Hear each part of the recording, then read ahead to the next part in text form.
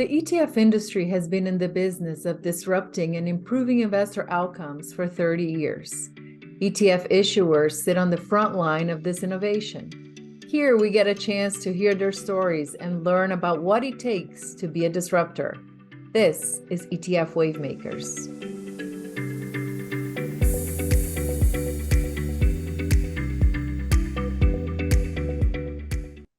Welcome to ETF Wavemakers. I am Cinthia Murphy, head of research for the ETF think tank. And today we get the privilege of talking to Bob Elliott, who is co-founder, CEO, CIO, all the C's you can imagine at Unlimited Funds, an ETF firm that's been shaking up things in the alternative space. Welcome, Bob. Hey, thanks so much for having me. I'm excited to talk to you. We're all fascinated about your arrival in the ETF industry. You came in to make an impression, and that you have done. So, tell us about your origin story, how your path, which has been really interesting, led you to ETFs, to the creation of Unlimited, and how you got into the ETF world in the first place. Yeah, I mean, my career has been 20 years as a systematic investor. I was at Bridgewater Associates, the world's largest hedge fund, for quite a while, almost 15 years, where I developed systematic strategies there and ran the founder Ray Dalio's investment research team, and really was part of the small handful of investors that helped take Bridgewater from being a challenger to being the incumbent that it is today. I left there about 5 years ago. As you become the incumbent, things slow down, and I had a lot of innovation left in me, and I really got to thinking about whether there was a way to bring the sort of sophisticated hedge fund style strategies which we were creating and offering to institutional investors at Bridgewater, whether we could create those strategies in a form that could be available to the everyday investor, not just the super sophisticated institutions. And so that got me to thinking about whether there was a way to build technology that would allow us to sort of use our experience combined with modern approaches to understanding modern statistical approaches to basically infer what managers were doing. And from that, we could take that and create something akin to index type products. And because we're using technology instead of star PMs, we could do it at a much lower cost point. And so we built the technology, and it was looking pretty good. And we were sort of looking around to say, what is the best structure for this idea, right? This low cost attempts to infer what managers, the types of exposures managers had on. And we looked at LP positions, and we looked at or limited partnership structures, which is what hedge funds are traditionally in. We looked at mutual funds to see whether that made sense. And we were pretty early, but I listened to a podcast which was like, start your own ETF. And I was like, ETF? Now that is interesting. And it was such a compelling pitch. It was actually, it was a competitor to who we ended up working with, but they actually recommended us, gives you a sense as to what the ETF community is really like. And so we, I learned a lot about the efficiency, the liquidity, the transparency, the tax efficiency. And frankly, building an ETF is also a good way to manage, to develop the business, because instead of having a huge back office the way you would in a traditional hedge fund type structure, you can partner with white label providers that provide a lot of that very efficiently and at modest cost to you. And so you put that all together, best for the investor, best for for running the business and developing the business. And it was a bit of a no-brainer to get into the ETF business.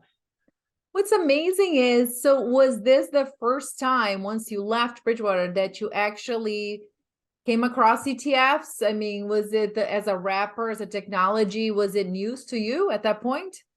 Yeah. I mean, had I not listened to a podcast by Wes Gray about the fact that you could just build your own ETF, it would not have occurred to me that it was something that was such a plausible option as a startup asset manager. And when I heard that and started to roll up my sleeves and dig into it, it became more and more clear that it was actually one of the best ways to do this. And in particular, we all think about ETFs as sort of the low cost index structure. But the reality is that moderate turnover, multi-asset diversified portfolios actually get even more benefit from the tax efficiency and structuring that an ETF provides. And so in many ways, if you're, what I learned was actually, if you're running a multi-asset portfolio like this is actually ideal in terms of how to put it together for the end investor relative to all the different structures that are out there. So I love the idea, like we throw around the word democratization all the time in the ETF industry. We love that word around here. But I love the idea that that was one of the things that attracted you to the wrapper. Really, this concept of just making it available to everyone. The concept of low cost, which is something else we love to boast about in the ETF space. When you think about your learning curve from beginning to today, product provider out there, marketing a fund, what was the most surprising realization, or what capabilities were you looking for that you couldn't quite find? What was that journey of that learning curve look like? Yeah, well, I mean, I think the biggest thing I would say is being new to the ETF space and coming in, frankly, without, with basically no experience in the structure and no knowledge of the space. I mean, the biggest thing that was incredible was just how great the ETF industry is in terms of helping bring people up the curve on how to get started, the questions that you have, providers. As I noted, I always like to highlight. I started even thinking about ETFs when I listened to that podcast from Wes Gray, who people probably know pretty well, runs Alpha Architect, and but when I talked to him, he said, actually, I think you probably would be better served with a different white label provider. Now, in what industry does someone say, hey, look, actually, I know we're competitors, but you got a good idea, but these other people are probably better at executing that idea, given the nature of it and given the support that you need than we are. And so here, let me introduce you and let me go talk to them about your great idea.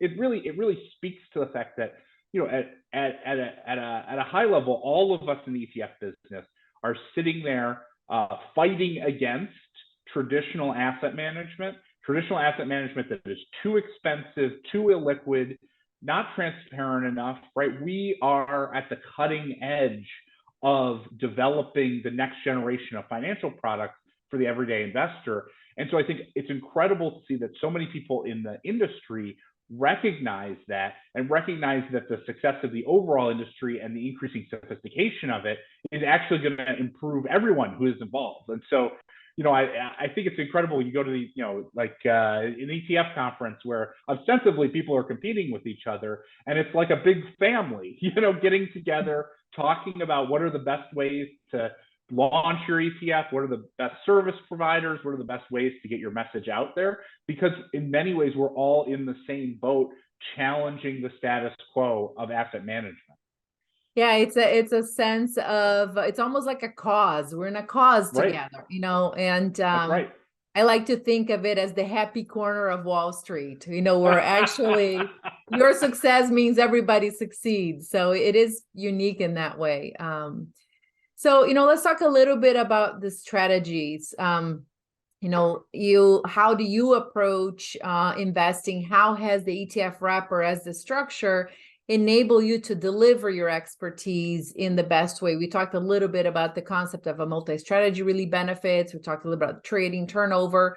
So give us a little bit more detail on how, as a solution, the ETFs really helped deliver what you're really good at to a broad audience. Yeah, I mean, our goal and what we've developed, the technology we've developed, in many ways allows us to look over the shoulder of the best asset managers in the world, see what they're doing in close to real time, and take that understanding and reflect it in long and short positions in liquid securities. And so when you think about what an ETF is really great at in terms of the wrapper, ETF structures are really good at liquid portfolios of liquid securities that have moderate turnover. You know, you're not going to trade intraday, super tactically. And so, you know, if you have a moderate turnover portfolio, liquid securities, like what we were interested in putting together, what we do is we use a universe of roughly 60 long and short positions at any time in order to reflect the exposures in the hedge fund industry. And so you put those things together, and though, you know, the ETF wrapper works well for that moderate turnover, liquid security expressed approach. And in particular, then from running the business, and I think that's really important when you're sitting in the ETF entrepreneur's shoes. It's not just about what's best for the consumer; it's about how do you run a business. Because as an entrepreneur, you know, some of my time is spent working on the investment strategy, but also a big chunk of my time is running a business and trying to get, you know, that to be as efficient as possible. And what you see is that the ETF structure affords a lot of efficiencies, because what you can do is you can work with folks who have expertise in trade execution, and with a third-party trust, a trust that a multi-series trust that allows you to socialize the operational costs of running the product across a wide variety of products, particularly when you're getting started. And so that's kind of like the things that we were sort of thinking about. Like, imagine, you know, most of us and my co-founder Bruce and I had been in small, moderately sized hedge funds in our careers, and the biggest thing that you look around and see is like, oh my gosh, all of this time, effort, and personnel is dedicated to all the back office aspects of running the business. I mean, typically in a small fund, you might see 50 or 75% of the people focused on back office activities. And the beautiful thing about particularly being able to partner with a white label provider is we can focus on what we're good at, which is we have a great technology that is delivering a unique investment strategy to the market. And so that we can focus on our attention on that, and how do we make that as effective as possible? How do we build more products and bring those to the market? And we don't have to focus on all of the different aspects of the back office that we would typically have to do in an LP or traditional hedge fund style structure. So in that context, if you are coming into this business, your partners, your collaborators, that is, I'm sure it's a big job too, doing due diligence, figuring out who can you live with, who can't you live without, and who do you get along with. So tell us a little bit about what you've learned in the process of selecting partners, of figuring out how to build the best possible business that helps you deliver your biggest value proposition to people out there. Yeah, I mean, I think many times the choice to partner with a white label provider for an ETF entrepreneur, it is a critical strategic decision. It's not a decision to be made lightly. And I think what you have to do is you have to go through a process of getting to know the providers that are out there, understanding their strengths and their weaknesses, and where are their areas of expertise. And to be clear, each one of the major providers has areas of expertise that they're uniquely situated, particularly around different types of investment strategies, right? For a multi-strategy approach versus, let's say, a focus on equity execution, right? Those are two very different types of approaches, and different expertise exists out there for those. And so it really is about getting to know the partners that are on the field and understanding where their strengths are. It is also about going out there and talking to people who have already partnered with some of these providers and getting that sort of unvarnished, real perspective, which the ETF community was great in doing. And I try to pass along whenever I can, given I was in the shoes of just getting started relatively recently. And so I think that's an important triangulation. And then I think really from a perspective of thinking about your strategy and the nature of it and who has the expertise and experience in that space, you also want to think about how much support you need. There's some people who have launched ETFs in their past, and now we're just doing a new one. You might want less support in that case if if you already have a lead market maker relationship, if you already know what who's going to do your trade execution, or if you're going to do the trade execution yourself. But if you already know those things, then you're talking about getting very selective providers, right, that you can choose on your own, because you might want a further level of control because you have more experience. In the event that you're new to the space and have less experience with the vast array of different providers necessary to launch the product, you might lean on a partner more to help guide you through that process. And that's what we did, being new to the space. And I'll tell you, it's incredible how much I've learned over the course of the last year or more, of all the different network of different providers and the different trade-offs to make along the way. And I could not have done it without a more supportive partner than in a white label provider than maybe some of the other options that were out there. Mm-hmm.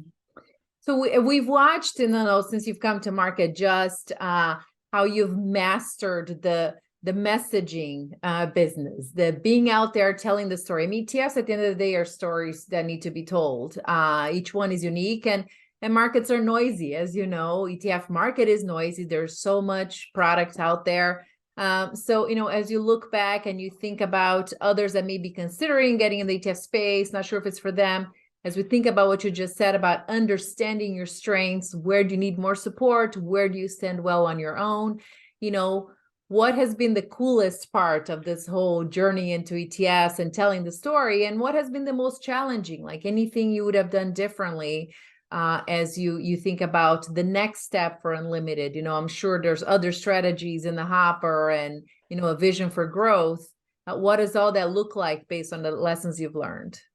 Yeah, I mean, I think that the thing that is amazing about the ETF market is the accessibility, right? There's the ability, I don't want to say anyone can issue an ETF, but like there is a way, if you have investment strategy, to get to market launching an ETF. I think the flip side of that is there's 3,200 ETFs out there, and you really need to figure out a way to differentiate yourself relative to all the different ETFs that are out there. If you're issuing an ETF with basically a parallel structure or a parallel investment process to some of the big names that are out there, recognize that you're going to compete against some of the most efficient and effective marketing and sales and distribution engines in the world, right? And so you've got to figure out as an indie, how do you differentiate yourself from those folks? And so, a big part of what we did at Unlimited was first to look for a product that was relatively differentiated in terms of replicating or seeking to replicate hedge fund style returns. That was, there aren't hundreds of those products out in the market by any stretch. And then I think the other thing we did was by creating value and meeting advisors and investors where they are, and creating value that wasn't just about, I have an ETF, I have a product, let me tell you about my product. And I think increasingly in the age where there's 3,200 products, and you talk to advisors and they get dozens of emails a day about the product, the question is less about the product and more about how can you develop a strategic partnership with the clients and the folks who are interested in it. And that really comes down to thinking through what is your edge, not your edge in terms of creating an investment strategy, which you need to have for your product, but really what's your edge as a partner to the investment advisory community, to the everyday investor. What can you bring to them that can help them along their journey, maybe with whatever your product is that will be successful for them or make sense for them, or maybe it's just outside that. And then, 2 or 3 years down the road, when it becomes appropriate for their portfolio, they turn back and say, yes, this is the right product for me. And so that's really been a focus of ours. And I think in a lot of ways, what we've really invested a lot in is that partnership, Twitter, podcasts, meeting people where they are. And from our perspective, what I've been really excited about is not only do we want to give returns or make returns, these returns available that are typically only available to big institutional or very, very wealthy folks, through the ETF product. But the other big thing that we've really focused on is how do we bring institutional quality insight into what's going on in the markets? How do we bring that to such a smart and underserved universe of investment advisors and everyday investors who are just trying to navigate through this incredibly challenging environment? And so whether it's blogs or podcasts or the very active Twitter at Bobby Unlimited that I'm doing on a day-to-day basis, all of that is around access to information and insight in addition to access to that return stream. Yeah, I love that an ETF begins with a value proposition that is centered on solving an investor problem. And outside of that, it more contributing to noise than actually innovating. And innovation comes from finding that white space where new solutions are needed. That's really cool. So in that respect, as a last note here, I wanted to give you an opportunity to actually tell us about your fund. You have one fund in the market, HFND. So give us the elevator spiel on how HFND is unique and how it solves a problem that's unique in the ETF space. Yeah, well, I mean, a lot of the advisors that are out there have allocated part of their portfolio to alts and into hedge fund style strategies, and a lot of them run into a number of sort of classic problems, which is that they're expensive and concentrated and illiquid and non-transparent and involve a lot of paperwork. And our idea was to create a product for the advisor community that helps address each one of those different issues. HFND seeks to replicate the gross of fees returns of the hedge fund industry at a much lower cost point, 95 basis point management fee, as opposed to a typical 2 and 20 structure. And then in that ETF wrapper, that's a lot more tax efficient. And so for those advisors who are out there saying, I really want to add hedge fund style strategies to my clients' portfolios, I think that will help improve their diversification or their risk return. Our goal is to, instead of you going to a platform or an iCapital or something like that and getting stuck with those expensive, illiquid, concentrated offerings, we want something that's available to the everyday investor that doesn't need accreditation and that gives similar quality returns, similar quality institutional quality returns to the everyday investor in a way that's just a lot easier and lower cost than the typical platforms that are out there.